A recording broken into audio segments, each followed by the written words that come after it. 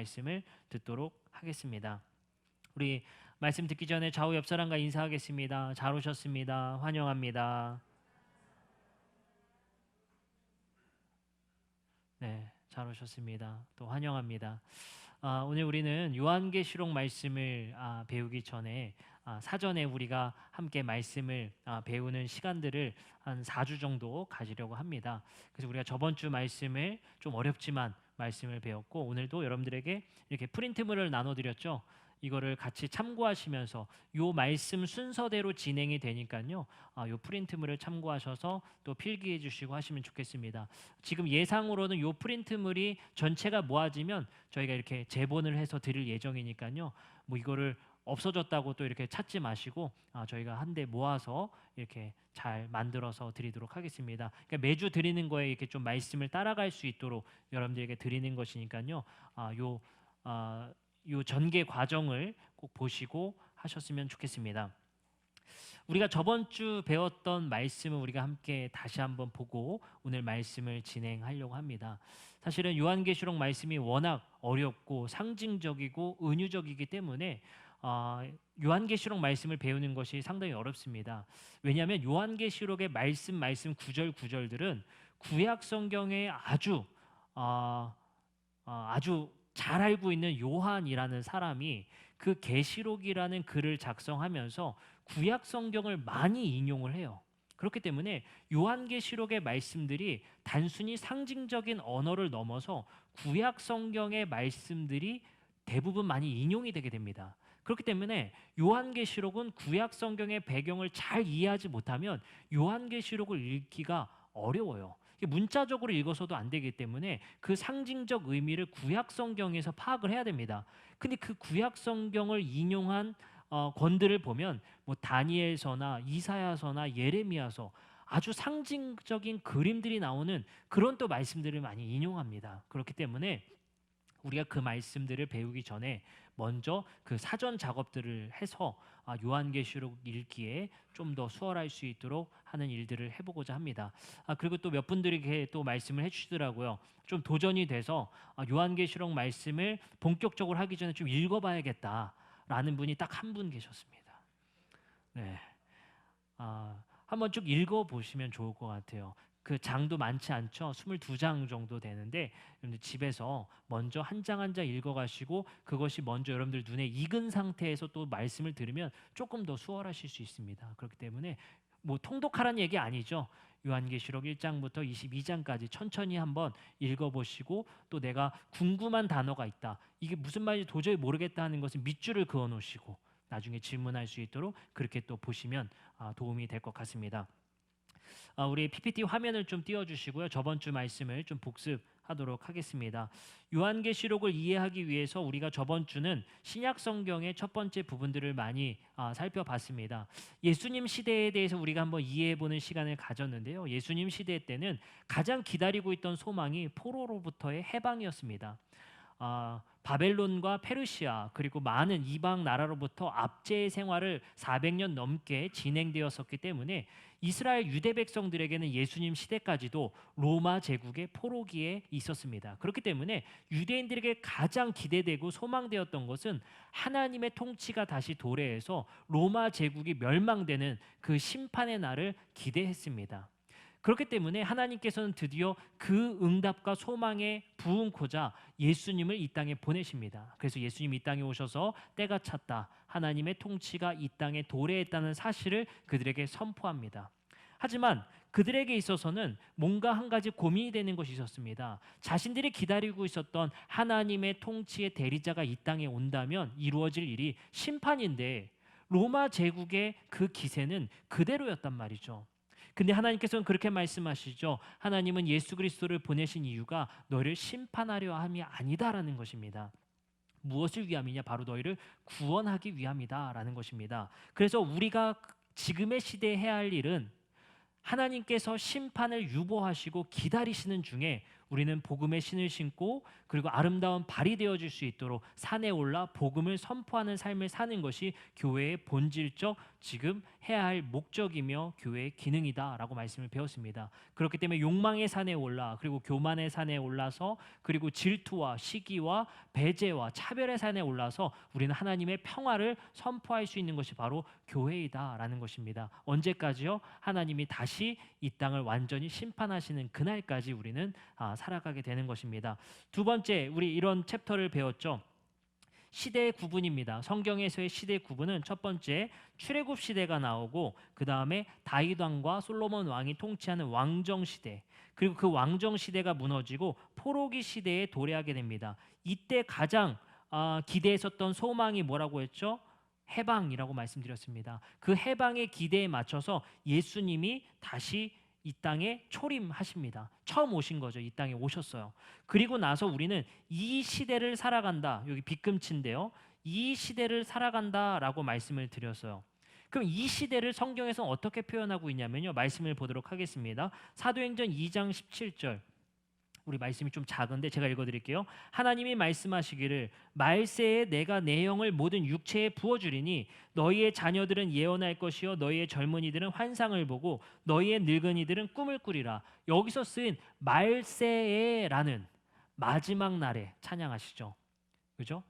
마지막 날에 내가 내 영을 부어주겠다. 말세라고 번역되어진 이 말세가 언제냐?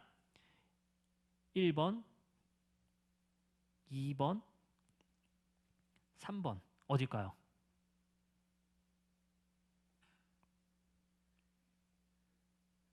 뭐 틀린다고 이렇게 세우거나 그러진 않습니다. 여기서 말세라는 건 바로 2번입니다. 여기서 말세는 하나님께서 예수 그리스도를 이 땅에 보내시고 완전히 이 땅을 회복하실 그날까지의 유보된 날까지가 바로 마지막 시대를 살아가고 있다라는 거예요. 아시겠죠? 구약의 시대, 신약의 시대, 그리고 말세를 살아가는 우리입니다. 그래서 고린도전서 10장 11절에 보면 이렇게 말씀하시죠. 그들에게 일어난 이런 일은 본보기가 되고 또한 말세를 만난 우리를 깨우치기 위하여 기록되었느니라. 언제 만났대요? 말세를 만난 우리. 그러니까 초기 교회, 우리 교회들은요. 지금 현재 어디를 살아요? 이 시대라고 표현된 여기 2번 말세의 시대를 살아가는 겁니다. 말세를 살아가면서 우리는 뭘 기다려요? 바로 3번을 기다리는 거예요. 오늘 성경 말씀 한번 봐볼까요? 오늘 성경 말씀 우리 프린트물의 본문을 보면 이런 말씀이 있죠. 10절입니다. 그러나 주의 날이 도둑같이 오리니 그 날에는 이렇게 쓰여 있어요. 여기서 주의 날이 올 것이다라고 얘기를 해요. 그러면 주의 날은 1번, 2번, 3번 중에 어딜까요? 3번이에요. 오늘 본문 말씀 읽은 말씀은 3번에 대한 기대입니다. 그러니까 2번을 살아가고 있었던 교회에게 3번에 대한 기대에 대한 말씀이에요. 아시겠죠? 예수님이 이 땅에 처음 오셔서 이 땅에 하나님의 나라를 가지고 오셨고 그러나 여전히 세상의 통치 권력과 하나님의 통치 권력이 함께 공존하는 시대를 살아가고 있습니다. 그 시대 속에서 우리는 생각하는 것이죠. 그러면 이 시대가 도대체 언제 끝나는 것이냐? 그 날이 언제 오는 것이냐라고 하는 것입니다. 그래서 오늘 본문 말씀에 바로 이렇게 쓰여 있다고 말씀을 드렸습니다. 주의 날. 이걸 우리는 뭐라고 부르냐? 바로 종말이라고 부르는 거예요. 그래서 오늘 우리가 배울 말씀은 바로 3번에 대한 이야기입니다. 예수님이 다시 오시는 그 종말의 때에 어떤 일이 일어날 것인가에 대한 말씀을 배우게 되는 것입니다. 그렇기 때문에 요한계시록에서는 이 3번의 때에 대한 말씀이 가장 길게 나타나요. 그것이 바로 4장부터 22장의 말씀까지 바로 3번의 시대에 일어날 일들에 대해서 이야기하고 있다라고 보시면 되겠습니다. 자, 그러면 우리는 오늘 배울 말씀은 어디라고요? 종말에 대해서 3번. 2번을 살고 있는 자들에게 3번에 대한 기대. 3번이 언제 올 거냐? 하나님은 언제 이 세상을 완전히 바로잡으실 거냐? 완전히 바로잡으시는 날 3번의 날을 기대하는 것. 그것이 바로 주의 날이다라고 볼 수가 있습니다. 자, 그러면 오늘 우리는 종말에 대해서 한번 말씀을 배워보도록 하겠습니다. 3번의 날 어떤 일들이 일어날 것인가? 우리는 이 종말에 대해서 배우면서 먼저 해야 될 것이 있습니다. 오해를 먼저 해소해야 됩니다. 우리는 종말에 대해서 매우 잘못 생각하고 있습니다. 말세를 살아가는 우리는 종말을 기다리면서 이 땅이 완전히 회복되고 하나님의 통치와 세상 권력이 공존하는 시대가 아니라 하나님의 통치가 완전한 시대, 어린이가 손 놓고 장난쳐도 물지 않는 그 시대가 도래하기를 기대하고 있는 거예요. 동물과의도 평화, 피조 세계와의도 평화, 그리고 사람과 사람 간에도 완전한 평화가 도래하는, 저주가 없으며 눈물이 없으며 기쁨만이 있는 그 시대, 그날을 위해서 우리는 기대하는 거예요. 그러나 우리는 이번의 시대를 살아가면서 과연 그날이 언제 올 것인가 고민하면서 있다라는 것이죠. 자, 그럼 우리가 말씀을 한번 배워보도록 하겠습니다. 종말에 대한 오해, 첫 번째는 무엇이냐? 바로 우주가 완전히 소멸된다는 것입니다. 그래서 우리가 오늘 말씀을 본문으로 채택했습니다. 다시 한번 보겠습니다. 10절부터입니다. 그러나 주의 날이 도둑같이 오리니 그날에, 종말의 날에 하늘이 큰 소리로 떠나가고 물질이 뜨거운 불에 풀어지고 땅과 그 중에 있는 모든 일이 드러날 것이다 라고 말하고 있습니다. 그리고 이 모든 것이 이렇게 풀어질 것인데 너희가 어떤 사람이 되어야 마땅하냐? 거룩한 행실과 경건함으로 하나님의 날, 종말이 임하기를 바라보고 간절히 사모하며 살아가라. 그날에 하늘이 불에 타서 풀어지고 물질이 뜨거운 불에 녹아지려니와. 자, 보세요. 10절과 12절에 어떠한 현상이 일어납니다. 종말의 날에 예수님이 다시 오시는 날이죠. 그날에 어떤 일이 일어나요? 10절에 다시 한번 읽어드리겠습니다. 하늘이 큰 소리로 떠나가고 물질이 뜨거운 불에 풀어져요. 그리고 땅과 그 중에 있는 모든 일이 드러나는 날입니다. 그리고 12절에 밑줄 그어드렸죠. 하늘이 불에 타서 풀어지고 물질이 뜨거운 불에 녹아지게 된다는 거예요. 이것만 읽었을 땐 정말 공포스러워요. 이걸요 딱 생각하고 상상하면 어떤 이미지죠? 지구가 불타고 있는 그림. 그죠? 완전히 홍수가 뒤엎어서 빌딩이 막 불타고 있고 막 아비규환인 그런 사진 많이 보셨을 거예요. 종말하면 그런 사진들이 잔뜩 나오게 됩니다. 실제로 한번 뭐 이렇게 된 김에 우리가 한번 볼까요? 종말에 대한 이미지를 제가 바로 지금 찾았습니다. 어떤 그림들이 뜨는지 우리 한번 보세요. 다 이거예요. 그렇죠? 종말 딱 치면 다 이런 그림입니다. 왜냐하면 지금 본문 말씀처럼 하늘이 녹아버린대요. 그리고 또 어떻게 되는데요? 하늘이 불에 타고 물질이 뜨거운 불에 녹아버린다는 거예요. 그럼 당연히 요 중에 뭘 선택해 볼까요? 뭐 이런 거 멋있네요. 이런 거. 이렇게 된다는 거예요. 그러니까 종말이라고 인터넷 치면 다 이런 그림이에요. 그리고 또 보세요. 뭐 저희가 뭐 이런 거 볼 수 있겠죠. 도시가 이렇게 되는 거. 종말이라는 키워드를 치면 인터넷에도 다 이런 그림이 떠요. 어떤 본문이 이런 오해를 가져오게 되느냐? 바로 오늘 읽었던 베드로후서 3장 10절부터 13절의 말씀에 그 말씀 구절들 때문에 이런 오해를 가져오게 된 거예요. 그러나 이 말씀은 지금 여러분들에게 보여드린 이 사진과 같은 현상들이 일어나는 것을 말하는 것이 아닙니다. 종말의 날에 모든 세상이 불타서 저렇게 불붙은 세상을 말씀하시는 것이 아니에요. 왜 그러느냐? 자, 보도록 하겠습니다. 우주가 소멸되는 것이 아닙니다. 이거 화면 띄워주실 필요 없어요. 우주가 소멸되는 게 아니에요. 그 앞선 말씀을 먼저 읽어보겠습니다. 베드로후서 3장 6절입니다. 우리 함께 읽어볼까요? 베드로후서 3장 6절입니다. 같이 읽어볼게요. 시작.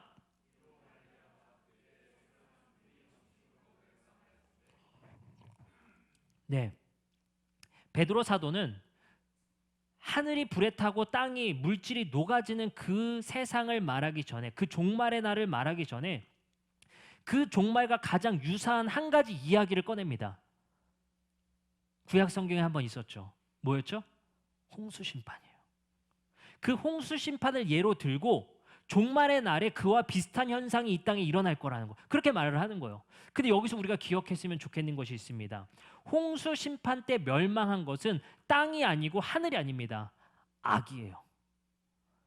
여기서 말하는 없어지고 녹아질 거라는 것은 이 세상에 악이 녹아질 거라는 것입니다. 그것을 여러분들 기억하셔야 돼요. 홍수 심판 때도 땅이 없어지지 않습니다. 하늘이 없어지지 않아요. 이 땅의 악과 죄가 소멸되는 것이 바로 홍수 심판이었으며 그거와 대비해서 바로 오늘 말씀을 전하고 있다는 거예요. 그리고 또 중요한 힌트를 우리에게 주고 있습니다. 베드로전서 1장 7절에 불은 이 땅을 소멸시켜 불붙이는 그 불이 아니라는 사실을 알려줍니다. 같이 읽어볼게요. 1장 7절입니다. 다 같이 읽겠습니다. 시작.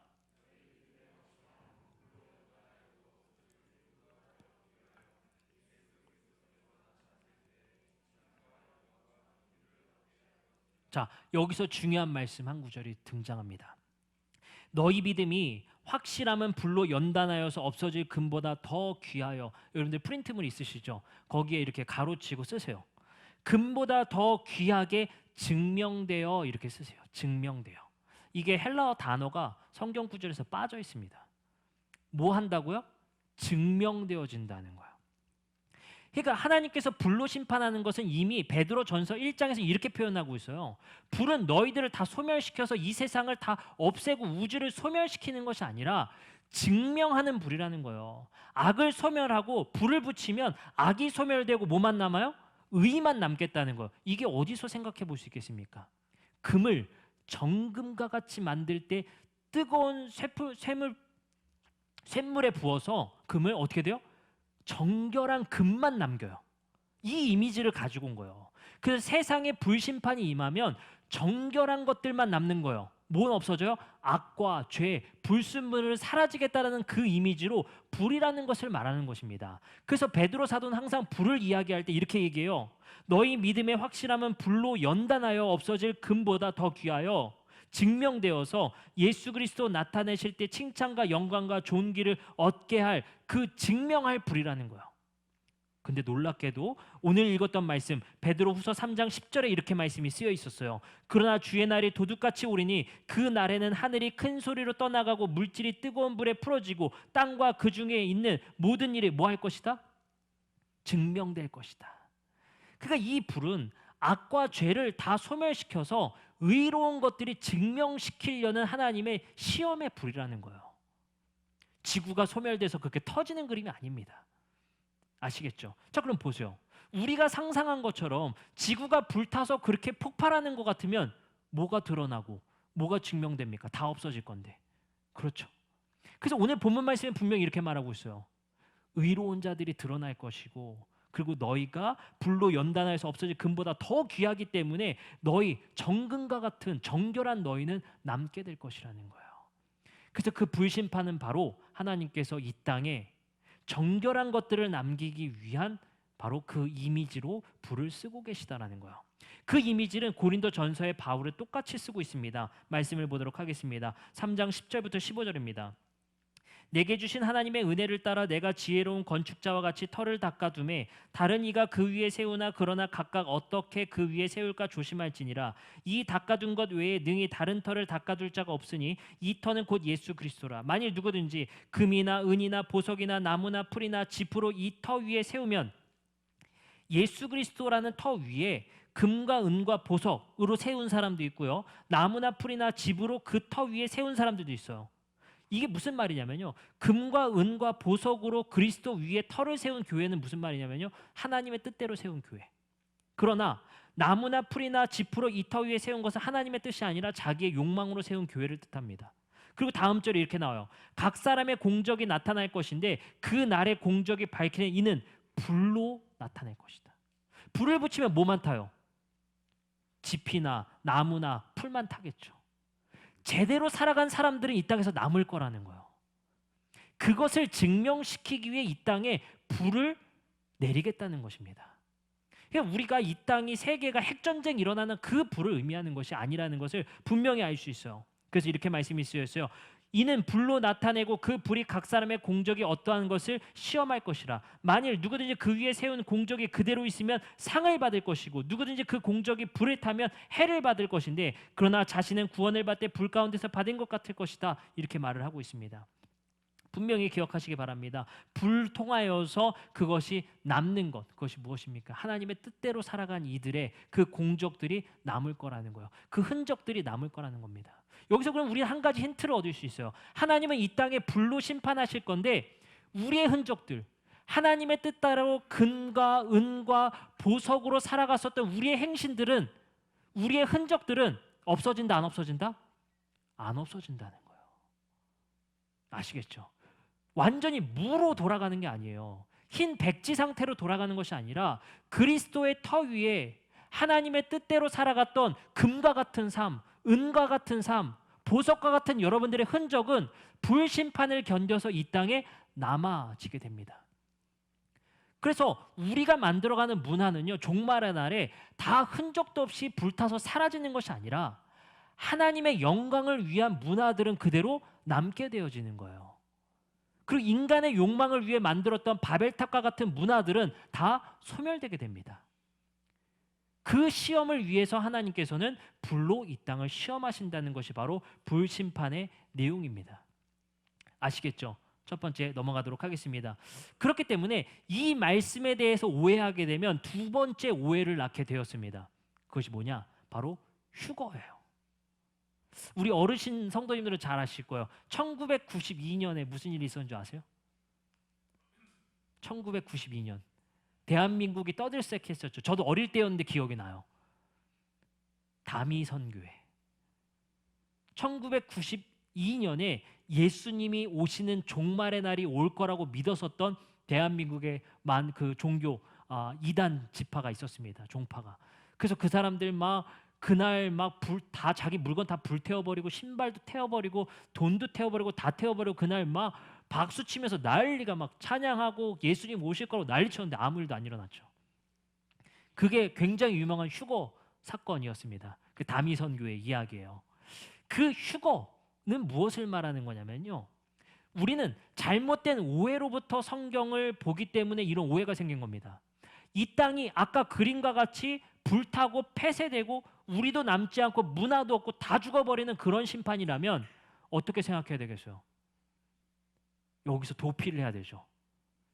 그 성경 구절을 찾고 찾았더니 예수님이 다시 오셔서 완전히 회복하는 불심판의 날에 의로운 성도들은 하늘로 올라가겠구나 라는 성경 구절을 찾습니다. 그 구절을 한번 읽어보도록 하겠습니다. 데살로니가 전서 4장 16절부터 17절입니다. 그래서 이 세상은 없어지기 때문에 우리는 어떤 공간으로 이동을 해야 된다는 생각을 갖게 된 거예요. 그게 휴거거든요. 그 말씀 읽어볼게요. 데살로니가 전서 4장 16절부터 17절입니다.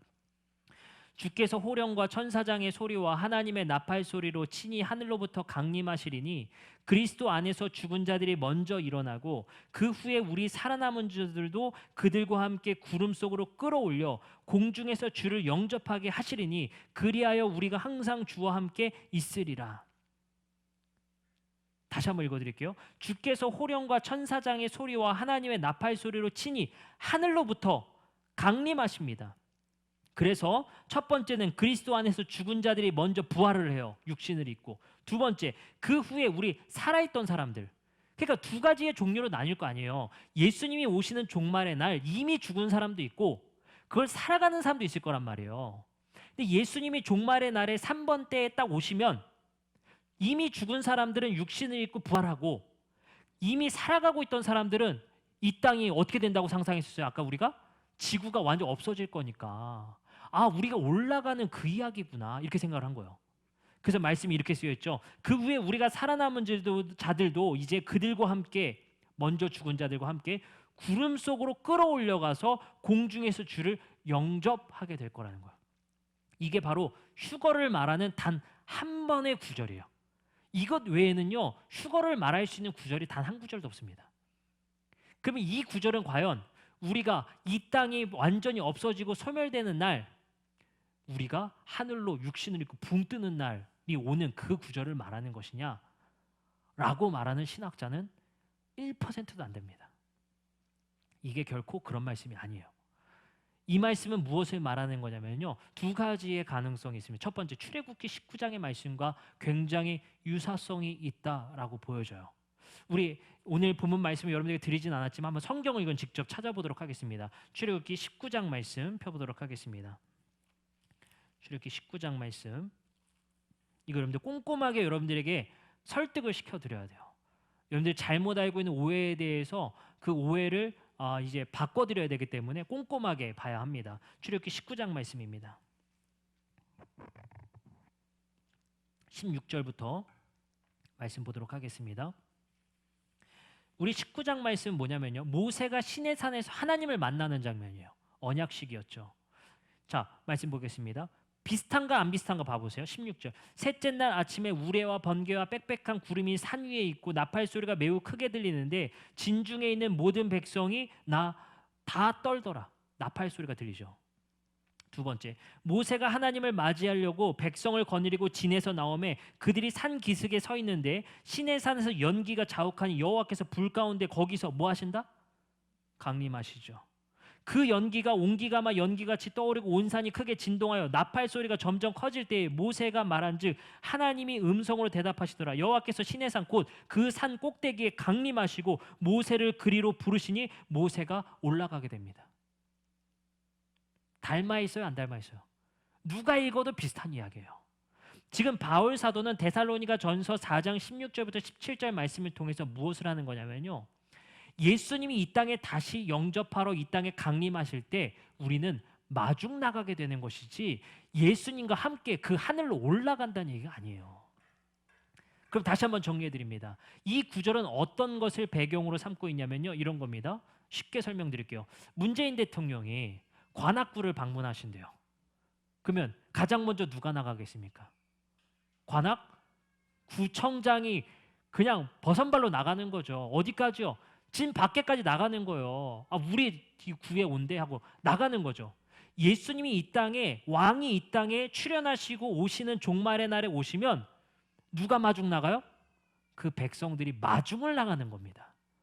그래서 예수님이 이 땅에 지상에 완전히 오셔서 이 땅을 완전히 통치하시고 회복하는 날이 올 건데, 그날에 우리 먼저 백성 삼았던 우리와 그리고 우리 선조들, 선배들이 죽었었던 그들이 육체의 부활의 옷을 입고 함께 예수님이 오시는 그날에 우리는 바로 모세가 하나님을 마중 나가 그곳에서 만났던 것처럼 우리가 영접하러 나가게 되는 겁니다. 그리고 우리는 어떻게 돼요? 우리가 청와대로 가요? 문재인 대통령이 관악구를 온 거라니까요. 근데 우리가 이렇게 생각해 보세요. 문재인 대통령이 관악구에 있는데 관악구청장이 만나더니 자, 그러면 이제 청와대로 가시죠, 이러나요? 빨리 구청장실로 가시죠. 이렇게 되죠. 예수님은 이 땅을 회복하시려 오셔서 우리가 마중 나가 예수님을 만나고 예수님이 이 땅 지상에 완전히 내려오시는 것을 얘기하는 겁니다. 우리가 하늘로 완전히 가는 게 아니다라는 것을 아셔야 됩니다. 자, 그러면 두 번째 오해의 소지가 있는 말씀이 있어요. 마태복음 24장 36절부터 41절입니다. 이 말씀은 어떻게 볼 것이냐? 우리가 한번 보도록 하겠습니다. 이 말씀을 우리가 먼저 읽기 전에 여러분들에게 먼저 두 구절 먼저 읽어드릴게요. 40절과 41절입니다. 제가 읽어드리겠습니다. 40, 41절이에요. 그때에 종말의 날에 두 사람이 밭에 있을 터이나 하나는 데려가고 하나는 버려둘 것이다. 그 여자가 맷돌을 갈고 있을 터이나 하나는 데려가고 하나는 버려둘 것이다. 그죠? 한 사람은 데려가고 한 사람은 여기에 버려진다는 거예요. 그럼 누가 구원받은 사람이에요? 데려간 사람이에요? 여기 남겨진 사람이에요? 헷갈리시죠? 이것 때문에 또 오해가 생겼어요.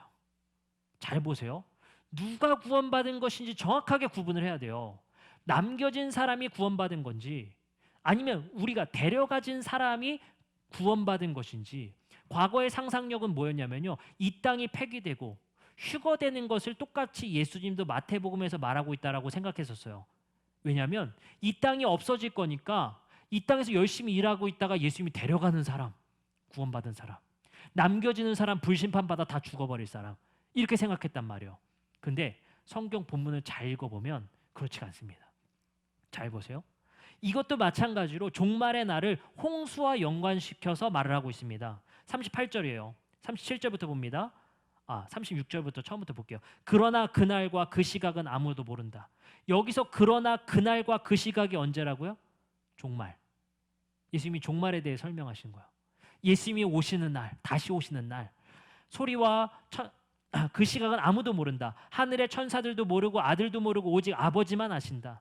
노아의 때와 같이 이 인자가 올 때도 그러할 것이다. 홍수 이전 시대에 노아가 방주에 들어가는 날까지 사람들은 먹고 마시고 장가가고 시집가며 지냈다.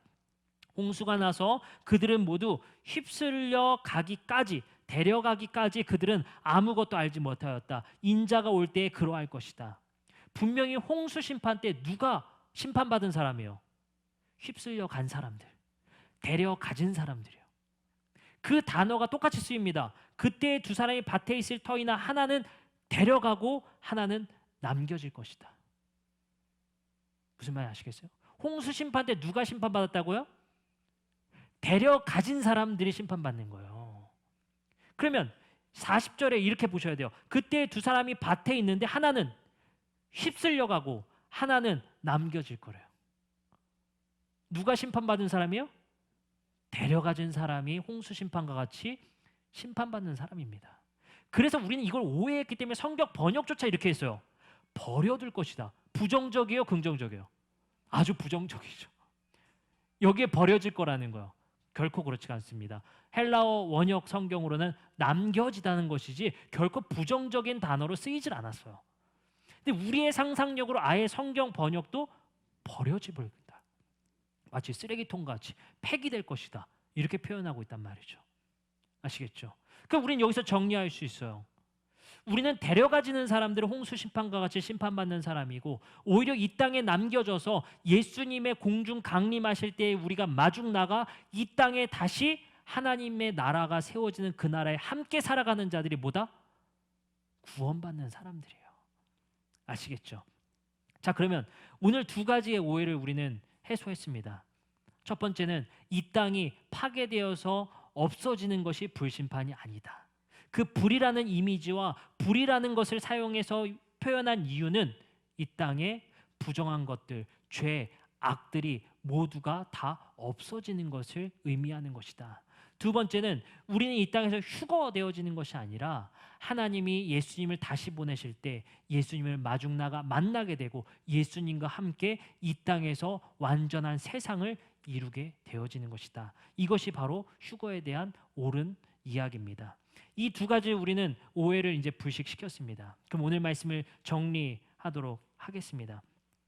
계시록 21장 1절부터 5절 말씀을 배우기 위해서 이 두 가지의 오해를 불식시킨 거예요. 보겠습니다. 1절. 또 내가 새 하늘과 새 땅을 봅니다. 이것이 마지막 날에 이루어질 날이래요. 그냥 하늘과 땅이 아니죠. 새로운 하늘과 새로운 땅이 다시 만들어지는데 처음 하늘과 처음 땅이 없어졌고 바다도 다시 있지 않더라.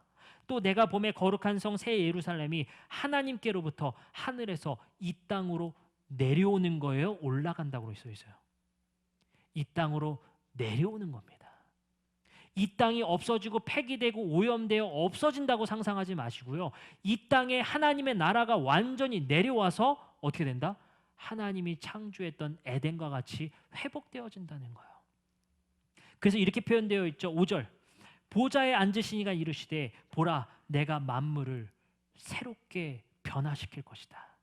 만물을 폐기한대요, 없앤대요, 버린대요? 만물을 어떻게 하신다? 새롭게 변화시킨다는 거예요.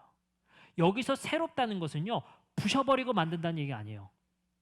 여기서 새롭다라는 단어가 똑같이 쓰인 게 어디냐면요, 예수님이 이렇게 말씀하셨습니다. 너희에게 새 계명을 주노라. 그 새 계명은요, 하나님이 그들에게 주셨던 십계명을 없애고 예수님이 완전 새로운 걸 주신 거예요? 아니에요. 하나님이 주신 십계명을 온전히 새 계명으로 주신 거예요. 그런 새로움입니다. 여기서도 새롭게 하노라는 뭐겠어요? 지구를 다 없애버리고 새로 만들어 주시겠다? 아니에요. 있었던 것을 온전히 하나님의 뜻과 하나님의 목적대로 회복하시겠다라는 거예요. 아시겠죠? 그것이 바로 요한계시록에서 말하고 있는 종말입니다. 그러면 이제 결론을 짓도록 하겠습니다. 이 종말의 날에 우리는 어떻게 살아가야 할 것인가? 이것을 결론으로 오늘 말씀을 마무리하려고 합니다. 중요한 이야기를 여러분들에게 이제 드립니다. 자, 그러면 우리는 과거에는 그랬어요. 이게 폐기되고 오염돼서 하나님이 버리실 지구라면 뭐하러 환경을 위해서 우리는 고민하고 뭐하러 이 땅에서 우리는 그런 애씀과 열심히 있어야 됩니까? 그래서 많은 선조들의 신앙의 선배들은 그것이 오해된 나머지 어떻게 됐냐?